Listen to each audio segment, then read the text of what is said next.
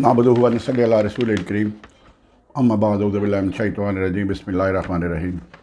मैंने आपसे वादा किया था कि पोस्ट ऑफिस के मतलब दूसरी किस्त जारी होगी, लेकिन दूसरी नहीं तीसरी चौथी भी शायद जारी हो, क्योंकि इसमें लाहौर में जो करप्शन हुई है रिक्रूटमेंट में, और ये एक डिप्टी पीएमजी और उसकी बेगम जो डॉक्टर है उसके मतलब बहुत कुछ मुझे पता चला।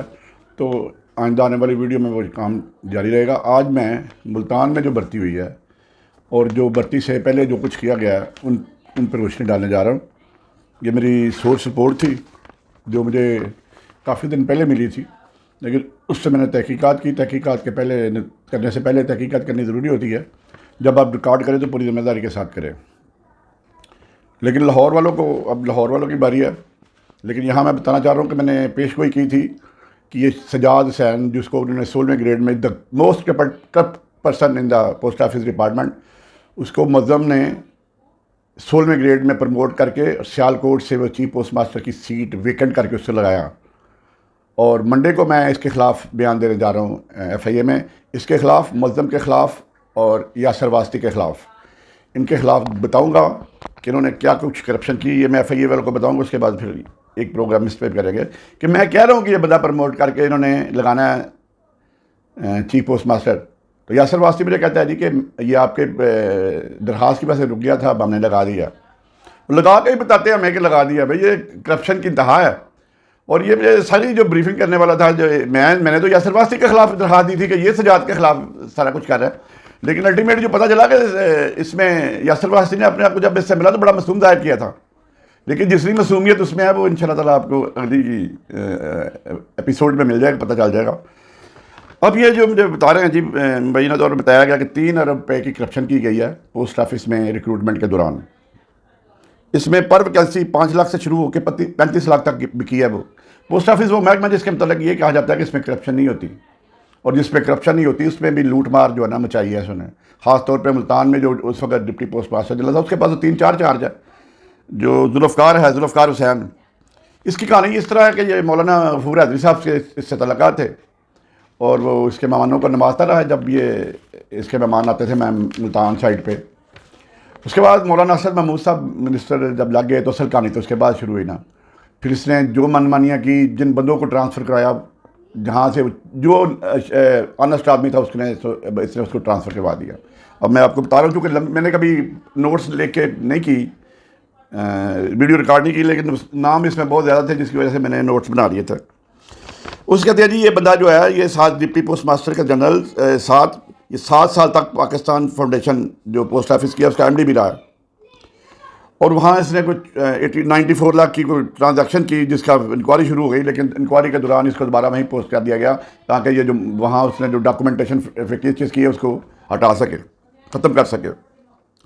ये कहते हैं जी ये इसके खिलाफ महकमा ने कार्रवाई भी नहीं हो सकी, क्योंकि इसके मिनिस्टर कम्युनिकेशन से डायरेक्टर लगा थे हैदरी साहब के जरिए। डिप्टी पोस्ट मास्टर मुल्तान था, ये पाकिस्तान पोस्ट फाउंडेशन इस्लामाबाद का MD था। MD ये 19 ग्रेड का अफसर होता है और ये डेपुटेशन पे पोस्ट लगती है।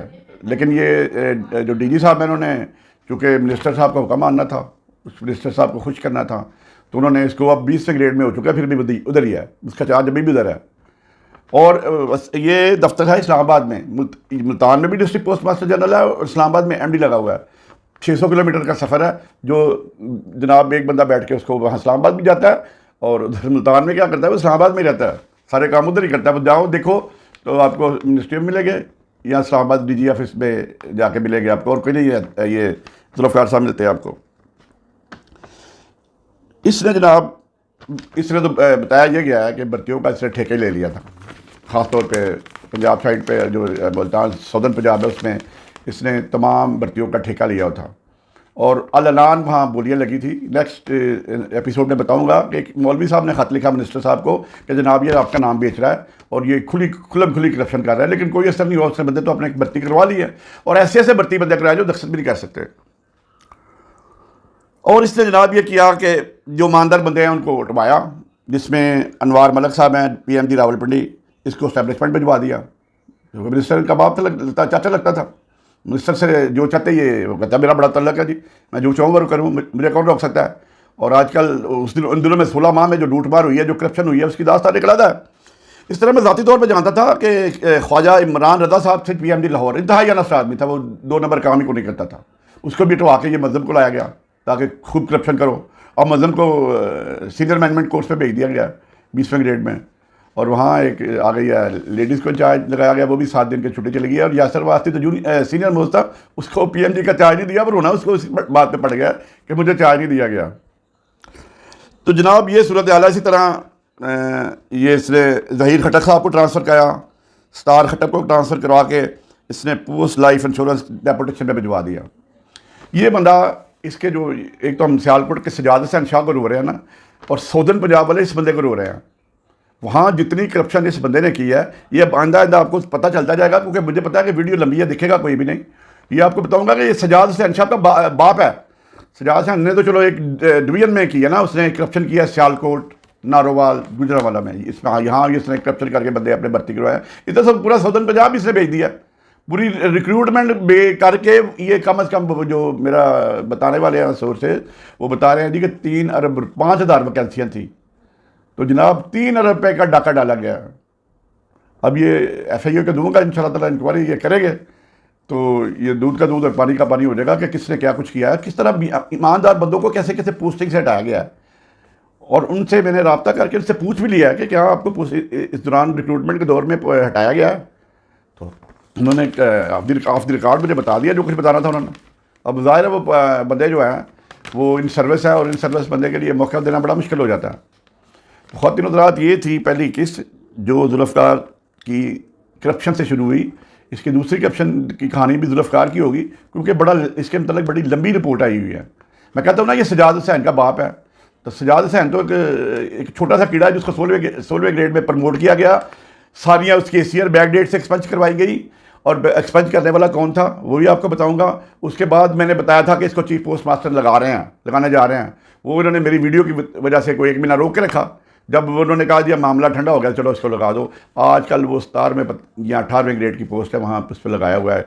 और जो वो ट्रांसपोर्ट में जो उसने खमटू कमाए हैं, वो मैं आपको उस पर एक तफसीली वीडियो जारी लादा करूँगा। आज सिर्फ ये बता रहा हूँ कि जुल्फ़कार ने मिनिस्टर को, असदुल्ला को किस तरह इस्तेमाल किया।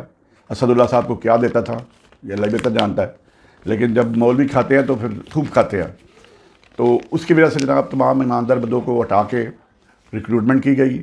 ये तमाम रिक्रूटमेंट बोगस है। इसकी इंक्वायरी FIA भी करेगी, और इसकी रिट भी हाई कोर्ट में इंशाल्लाह ताला बड़ी जल्दी फ़ाइल हो जाएगी। तो दूसरी किस्त के लिए, बल्कि तीसरी किस्त के लिए ख़वातीन हज़रात इंतज़ार करें। कल या परसों इंशाल्लाह ताला तीसरी भी आ जाएगी।